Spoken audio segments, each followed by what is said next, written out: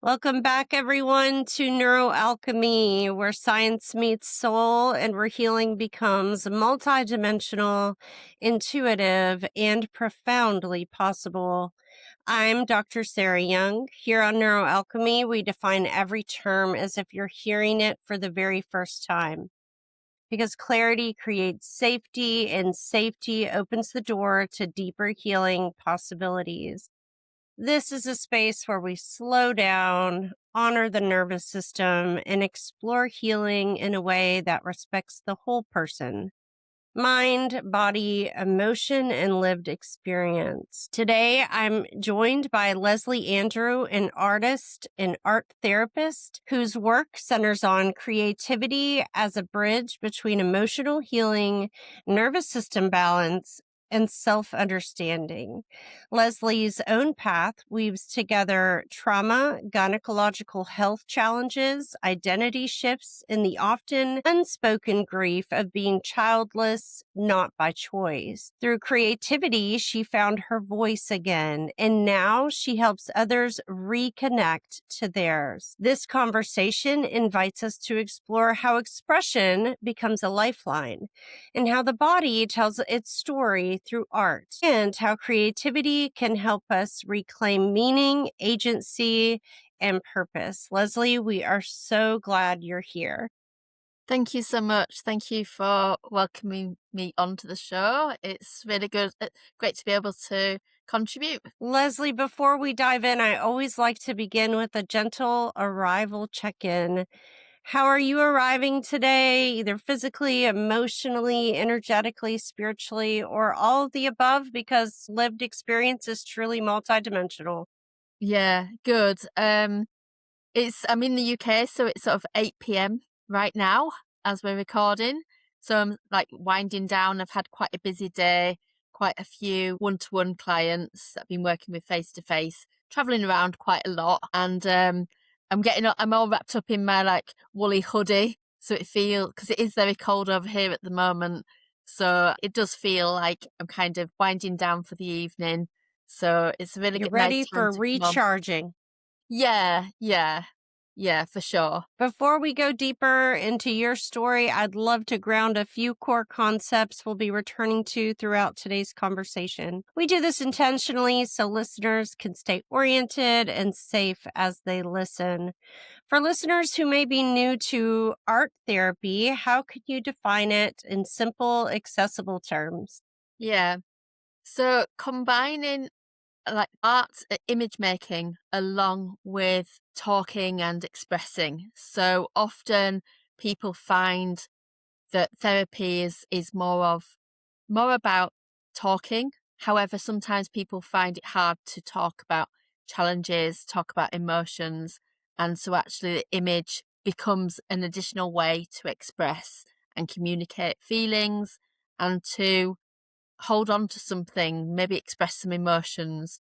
So there's a mixture of image making and talking combined and used for all kinds of different reasons. When we talk about expression as healing, what does creativity offer that sometimes talking alone sometimes can't help with? Yeah.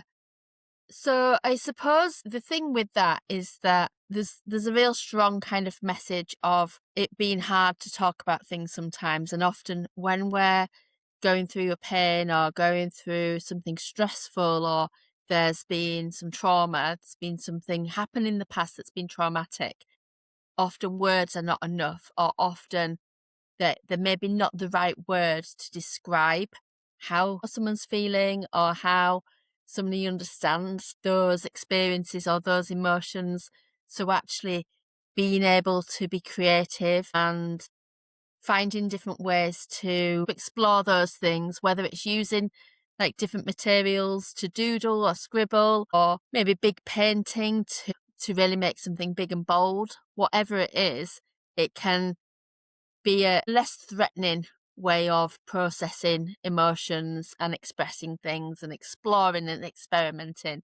And it can also be really good for confidence building, which I think a lot of my clients really experience that when they're maybe quite nervous about talking about something, and then we'll give an image to make, or like some materials to start to play with and experiment with. So a really good way of connecting with the subconscious mind as well, with connecting with what's really going on underneath. How does creative expression support the nervous system in moving from overwhelm toward steadiness? Yeah. So the thing with the nervous system is that we often, or with our emotions, is that we often think very much from our head. When we're feeling stressed, or when something happens, we often find that our head takes charge. Whereas the nervous system is much more deeper and much more about balance and much more about the body as well.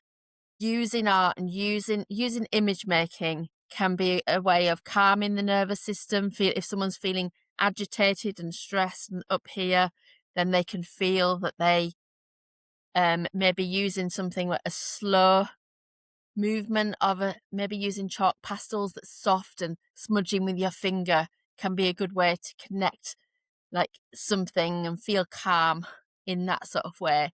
Or if somebody's nervous system was feeling quite flat and like they're feeling kind of quite withdrawn and flat, the nervous system might be in that shutdown or that freeze state, and doing something to activate and energize, like maybe big fast drawings or something in between, or something that might be a bit different to bounce out of it, to break the state out of it. So, and again, that's a non-threatening way of doing things, because sometimes people might not really know how they're feeling. They might not really know whether am I hypo aroused or am I hyper aroused. If I'm like feeling like withdrawn or down in mood, then do I want to do something that's going to really boost my mood, or do I want something to match where I'm at so that I can feel that I can understand my feelings more?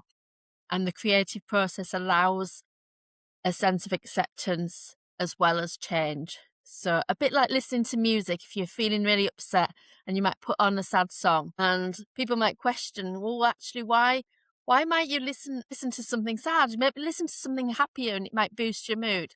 However, actually the sad song can really help someone to feel understood and validate their emotions. And it's similar to making art, somebody making a very slow piece of art or something that illustrates an emotion can help their like that psychological safety, which is grounded in the nervous system. I'm not a neuroscientist by any means, but it's like there's lots of research and there's lots of literature about that. You work with grief that often isn't publicly acknowledged. How do you define disenfranchised or hidden grief? Yeah. So the way that I kind of see see grief is that it's about a loss and it's about a lack, a sense of loss or lack, and maybe expectations being very different to how life has evolved. Typically somebody might be grieving. The most known grief would be like if there's been a bereavement, if somebody's died, someone's passed away, and that would be really understood. However, that disenfranchised grief, where that a lot of people feel when they feel that they shouldn't be upset about it, they shouldn't be grieving, and they maybe haven't got that support around them. And examples of that might be if someone's lost a pet, if someone's gone through maybe a redundancy, something like that. For me, it's about like my health and like some of the health issues that I've experienced, and like then coming to a finality of not having children.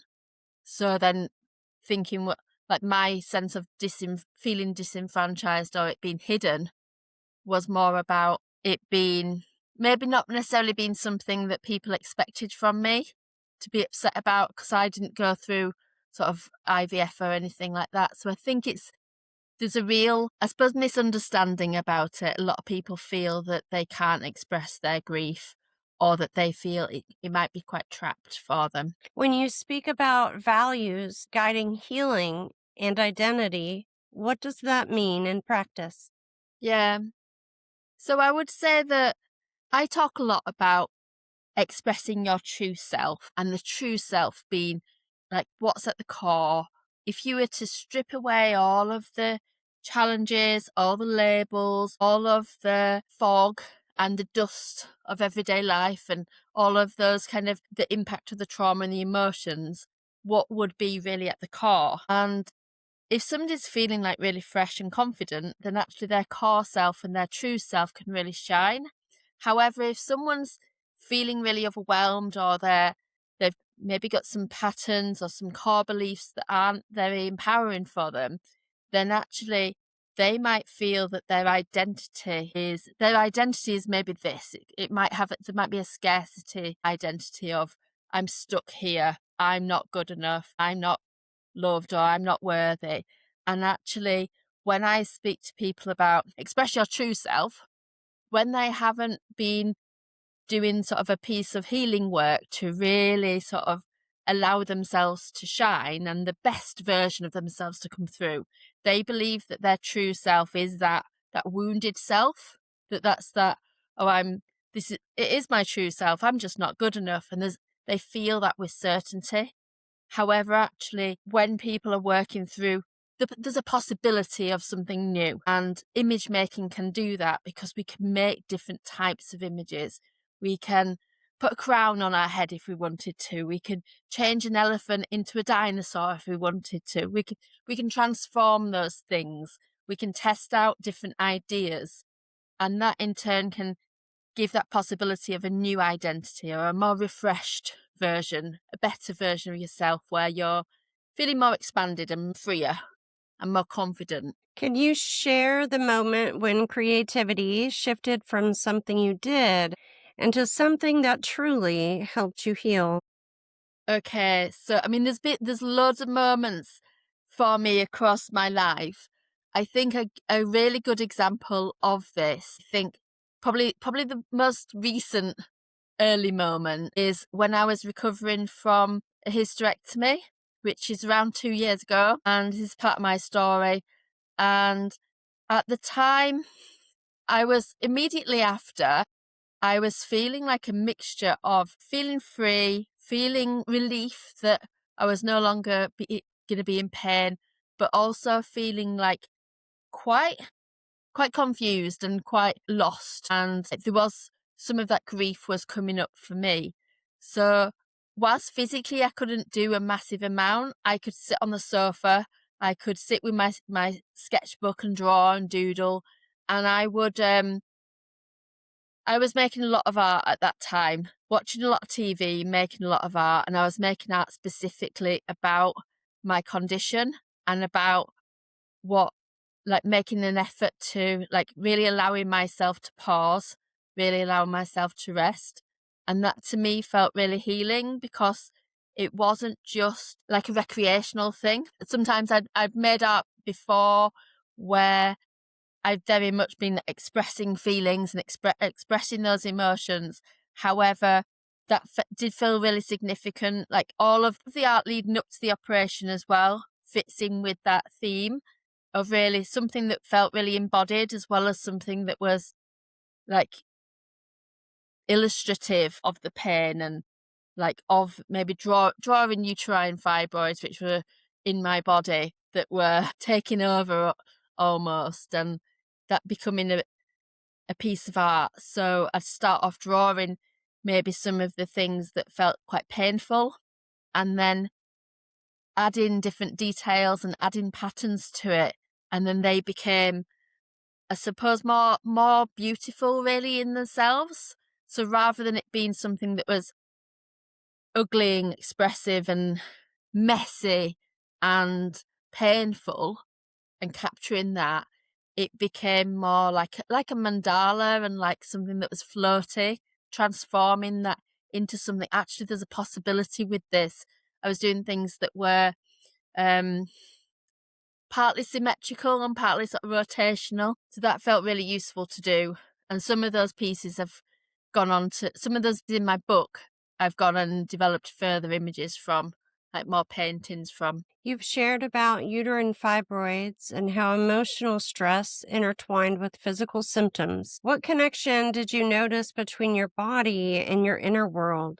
Hmm.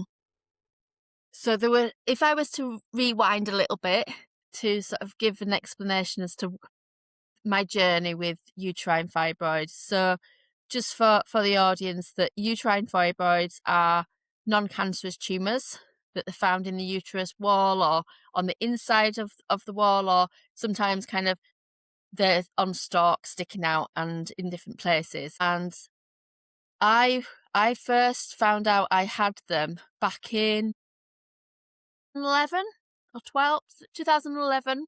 So quite a long time ago, and I had surgery to have them removed in 2013, and then they discovered that they'd grown back. So 2024, I then had a hysterectomy. And just for context, it's been sort of going over that long time.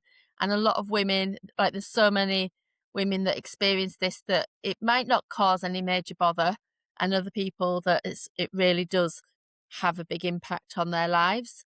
And what I noticed for me was that I'd be severely anemic. I'd have really heavy, painful periods. My energy levels would be really low. And there'd be days where I just wouldn't be able to work because I'd be in so much pain.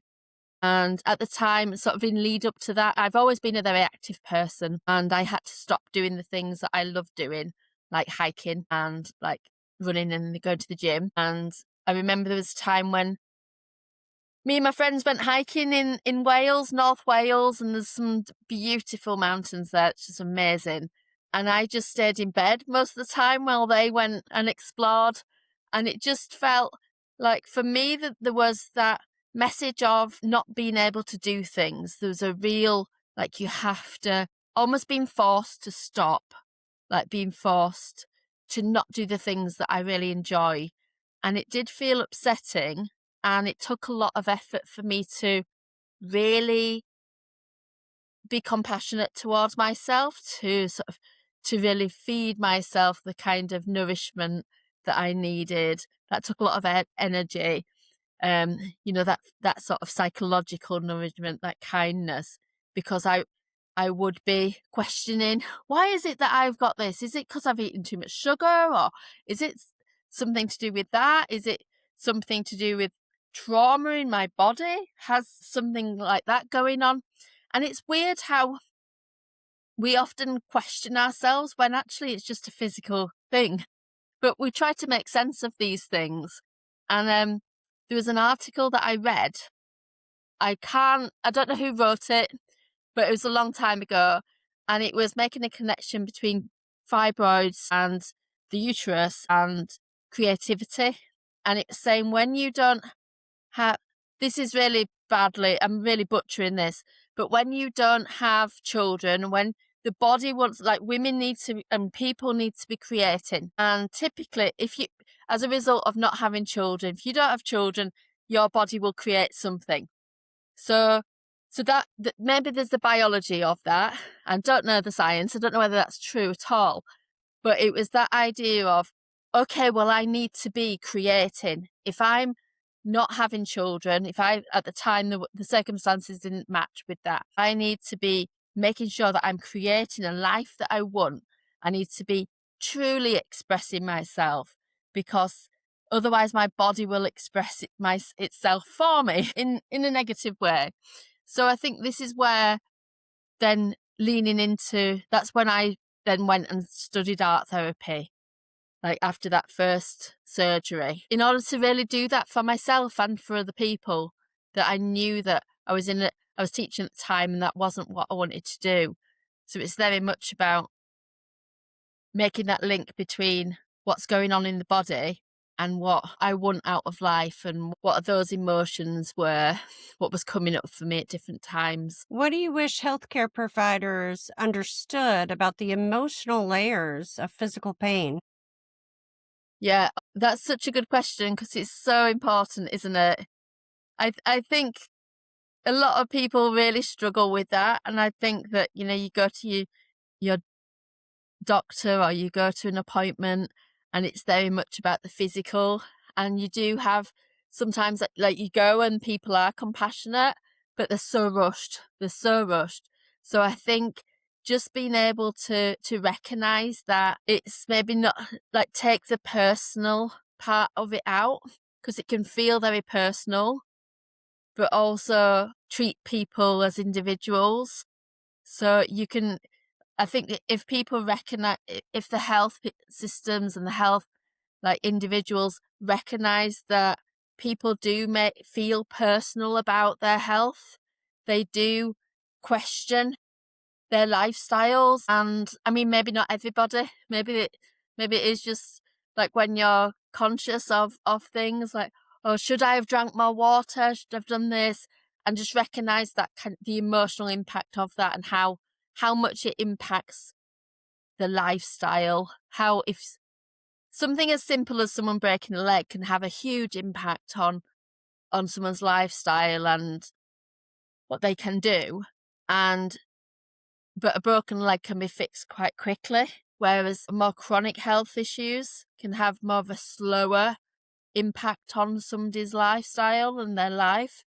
And I think, yeah, more understanding of that, I think, would be useful, especially maybe that acknowledgement of the motivation behind it. So times when I was probably anemic, I thought I was just unfit, and I was saying to people, I'm really trying here.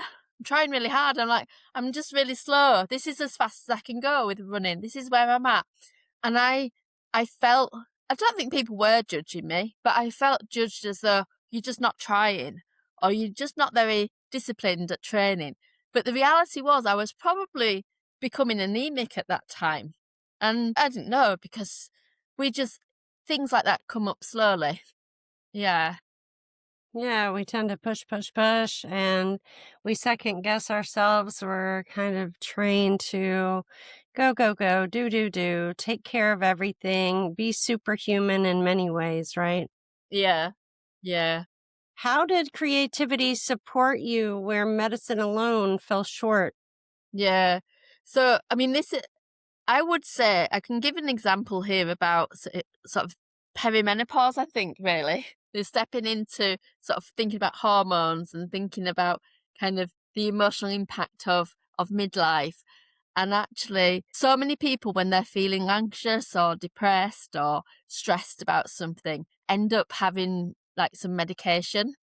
And there are times when medication can be really helpful, but actually being able to do something to boost your mood and to feel good and to feel like calmer makes so much difference. Like, and especially in those times when I couldn't do a massive amount physically, and I would be right, actually, I'm going to be really disciplined to make a piece of art. I'm going to get my sketchbook out.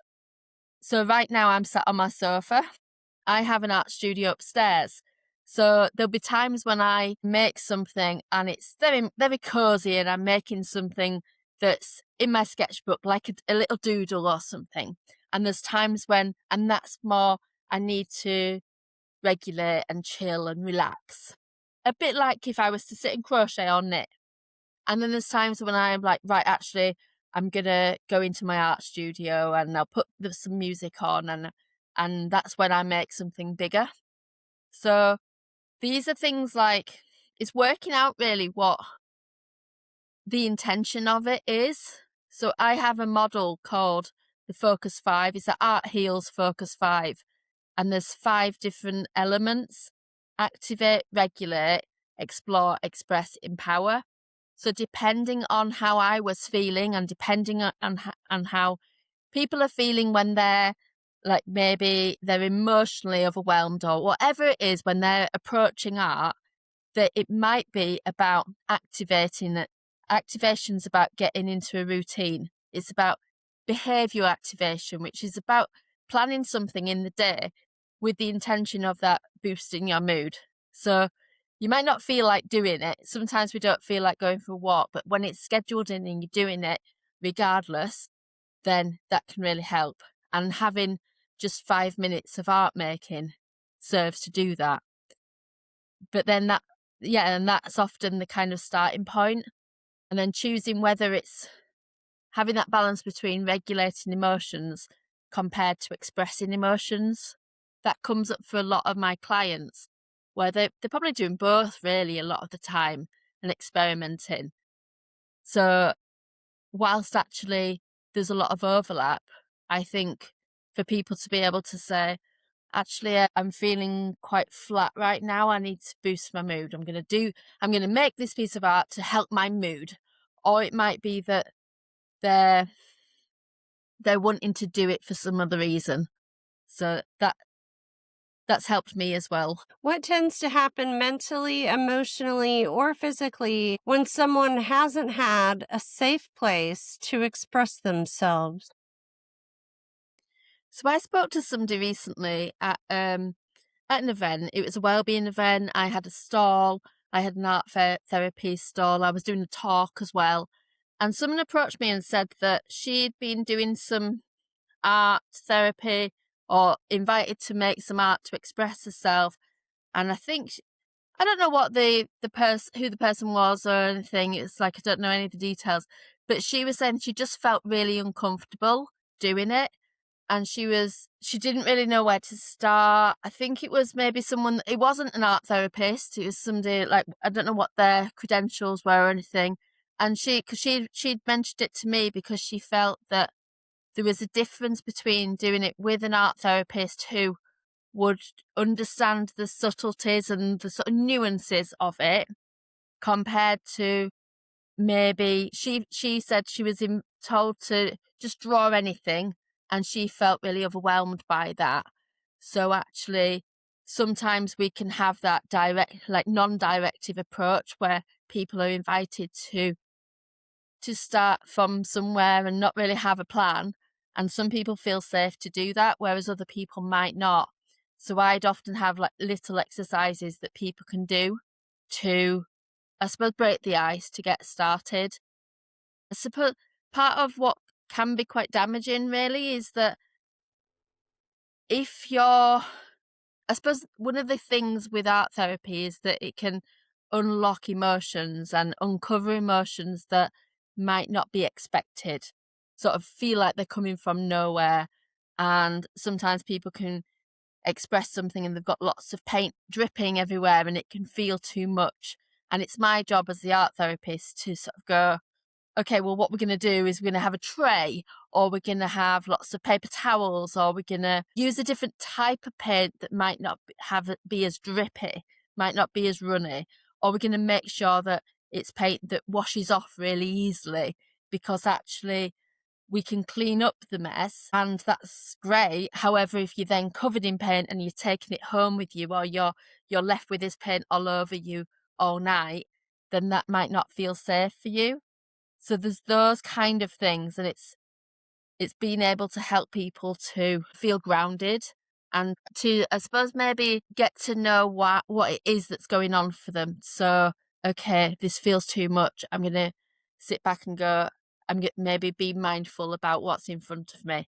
I can see the blue paint, I can see the green paint, I can see that's dripping, rather than be stuck in the emotion. Being childless, not by choice, is a deeply personal grief many people silently carry. How did this shape your healing journey as well as your sense of self? Say that my sort of identity, I suppose, as a woman without children, lies in that realm of childless by circumstances, not by choice, or child free, childless.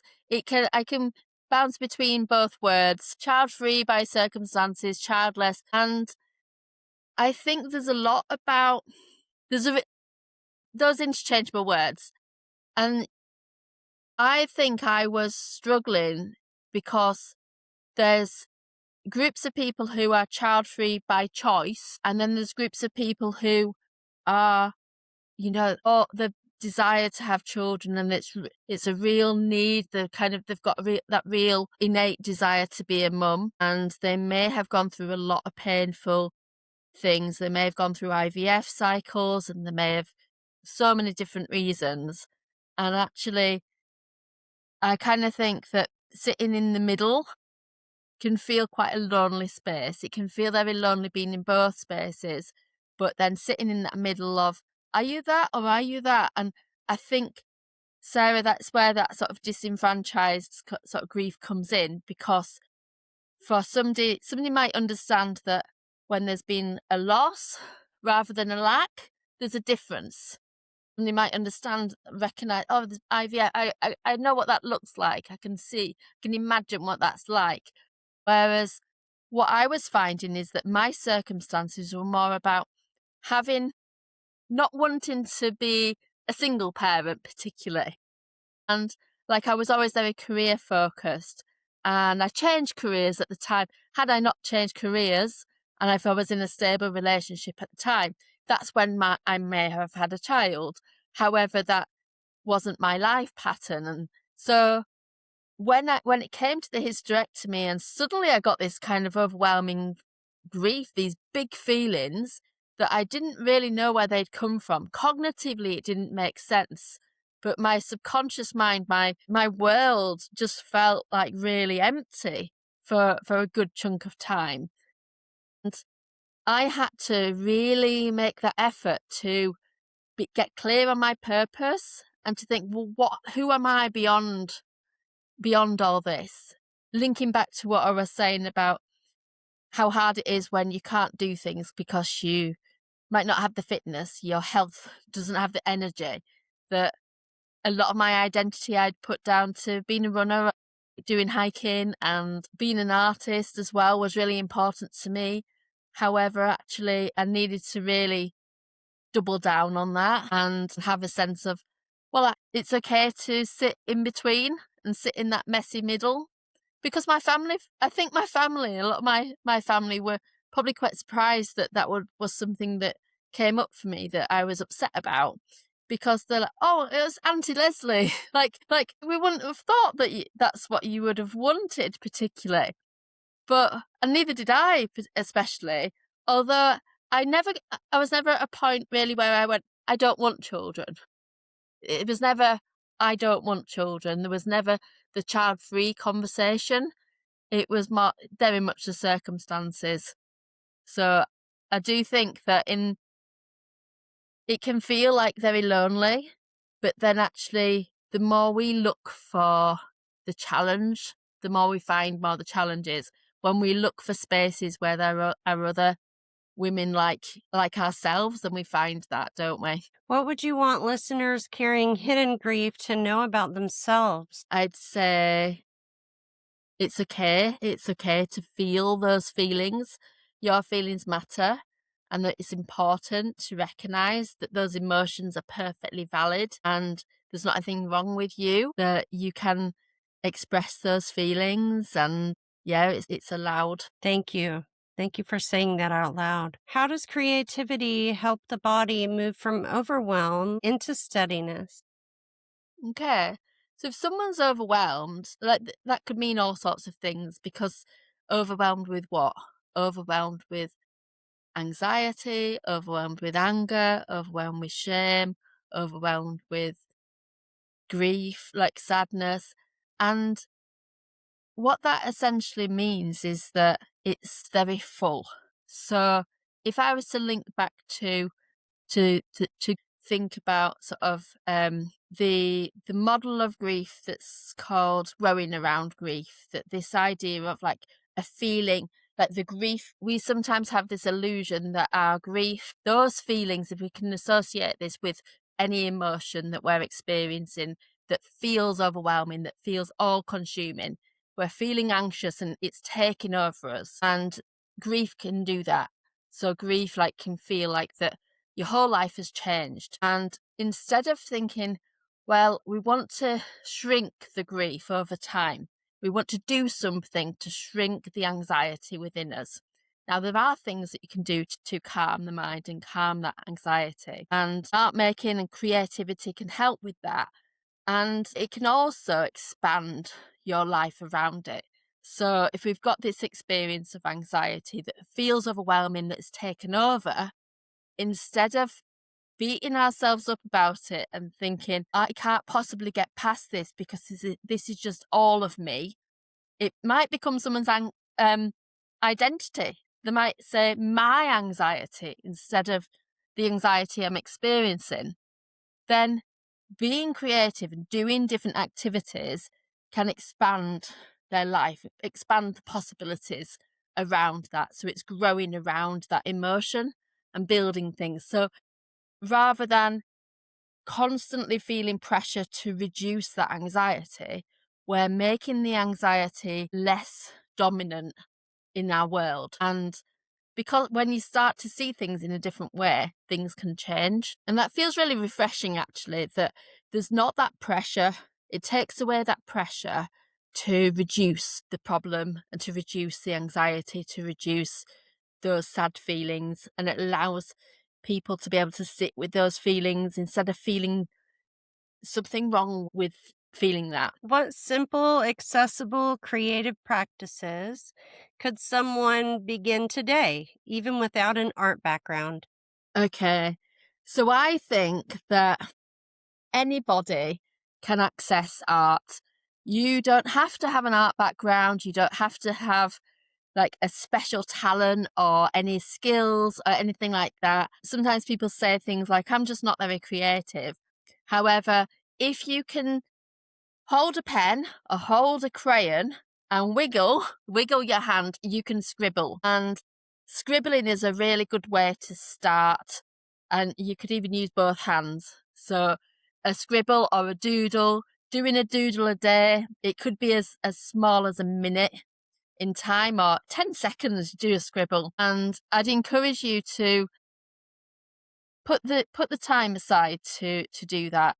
Like, if you want to spend longer than a minute or 5 minutes, by all means do.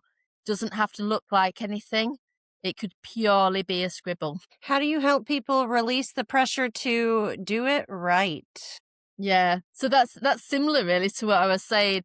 I think making something on purpose that looks ugly, I think is a good help with that. I work with a lot of people who struggle to get started because they are really conscious of making it accurate. And I also work with people who really enjoy art and they're very talented. They've got some accuracy with their drawing. And when it comes to expressing themselves, they are maybe a bit stuck between, I want to express this, I also want to draw really accurately. And so certain things like using a different art material can help with that. So for instance, using chalk pastels instead of oil pastels. So oil pastels can smudge, but they're quite solid. Chalk pastels are more soft and maybe there's less likelihood of an accurate line. So it takes a lot of courage for someone to do that, but allowing that permission to make a mess and permission to do something inaccurately can be really helpful. And one of the things that I've kind of started to kind of really see is that balance between them. So rather than instantly say, okay, well, we're just going to do something messy on purpose that could be intimidating for someone, like we said before about if it feels too much, then it might not feel safe, is just to do a little bit at a time and test out. Can we press on more firmly? Can we draw something? Can we draw with our left hand if we're right-handed? What would it be like if we put it under our chin and drew like that? Or put our pencil in our mouth? So, like, make it playful and make it acknowledge that it is tricky to start. And I take it for granted sometimes that I've always made art. It's like all my life. And if I was starting a new skill, if I was doing something that was very completely new to me, then I'd be cautious as well. So I'd want it to be bite-sized pieces. You've said emotional and physical health are deeply connected. How has this played out in your own healing and your work with others? Yeah. It's interesting, isn't it? Because I think we often kind of say, okay, well, I'm a bit achy. I'm like, oh, I've got a bit of an achy neck and I've got a headache and oh, maybe it's like that's down to stress, or I get migraines sometimes. Sometimes that's been down to stress, or if I've not slept very much and actually being able to think, well, okay, well, I'll try and relax. It's like then you try and relax too much, then it can feel too stressed. But there's so many things that actually, if I was if I was achy and thinking I'm achy because I'm stressed, and I go out for a walk and I feel more relaxed, and I might the ache still could be there, but then I'm feeling more relaxed and I don't, or it might have gone. To me, it's not necessarily a magic formula. It's about doing those small things and just recognize times when you've been still with your body and times when you're nurturing your body to heal your mind and the other way around. You've spoken about values guiding through transition and uncertainty. How do creativity and authenticity support people in building a life that feels true? Mm, I think this is really important, and it links back to what we were saying about, you know, the true self and identity, and what is it about the individual that makes them them? What's their essence?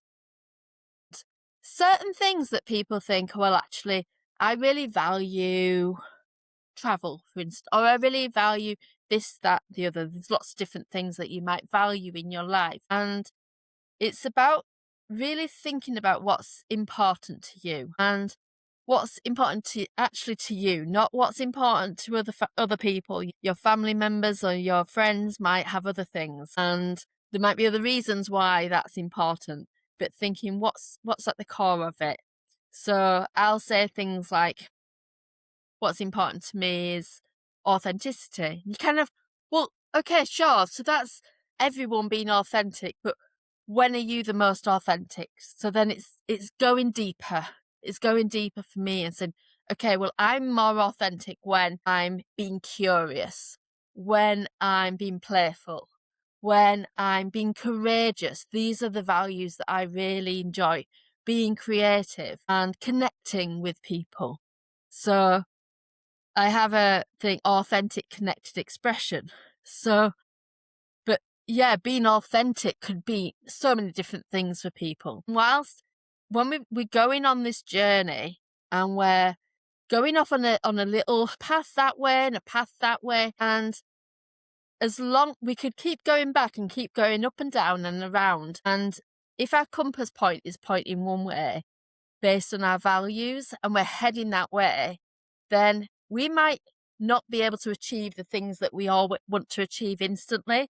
However, we can still meet that need because of the values. So when I was struggling to go hiking and I was missing that exploration and that adventure, I was then making an effort to see that to explore new things in my artwork, or to see maybe I'd go out with my camera locally and I walk around this local area, and when I don't really look carefully, it all just looks the same. But when I make an effort to tune into the unusual and really explore, then there's that curiosity that's kind of, I'm approaching this from a position of curiosity and adventure, even though it's literally walking around my estate, walking around the houses locally. I've seen them over and over again, and that can bring about some of the, not exactly the same as if you were traveling or going up a mountain, but it can feel that because the intentions there matches with the value. That's so beautiful. Thank you for that, Leslie. And I know you have offered a couple of things now that would be fine for what I'm going to say next, but Mm. feel free to share with what's on your soul for the moment. So, we love to do a listener's invitation. So, have you come up with a simple daily practice that they can try every day over the next 7 or more days, right? Yeah. Just to try things out to open a new doorway. So, what would you recommend for our listeners for this week's listener invitation? Yeah. So I think giving yourself time to pause would be my biggest invitation. So I suggested before about the doodling and doing doing something that is maybe quite quick like that. A framework that I have in the work that I do is called a new pace, and it's pause, act, create, empower, and pause being the first one. So actually a huge invite to you is to allow yourself to pause. And I need to remind myself this every single day. Allow yourself to pause, and with an intention of pausing so that you can then act. So pausing so that you can live your life in a way that feels aligned to your values. And it might just be, it could be that you, while you're waiting for the bus or something, or while you're brushing your teeth, you like just allow yourself just to kind of acknowledge that you're present, or stare at the wall for a few minutes. You don't need to be doing anything really big. So, I know some people like do breathing exercises or meditations and mindfulness, and that's really great. It's not essential, but literally allowing yourself time to rest and pause. If you do that every day and see how you feel, see if there was anything that was stopping you or any thoughts that were maybe getting in the way, and criticisms that were, oh, you're not allowed to pause, and you're kind of, well, I'm gonna pause. So, and then see how it feels afterwards. What is one feeling, insight, or possibility you hope most of our listeners will walk away with today hearing our conversation? I think I would say that a mixture of kind of acceptance and an allowance of mistakes to happen. So that's maybe part of that acceptance. Yeah, acceptance and sort of going with the flow. Going with the flow. So that fits really well with the creative element of creating something, and just being aware of times when you're in control of the line that you're drawing or painting, or times when the paint might be dripping, and seeing how that sort of accepting what happens with that. Yeah, a lot of my own sort of journey. When I've talked about physically healing, I've talked about physically healing from my surgery, and then the bigger piece has been a more emotional healing, and it's a life journey, isn't it? It's a lifetime thing that we're ups and downs all our life, and the nervous system regulation. So just having that patience. I'm giving you loads of different things here. It's like you can't pick just one.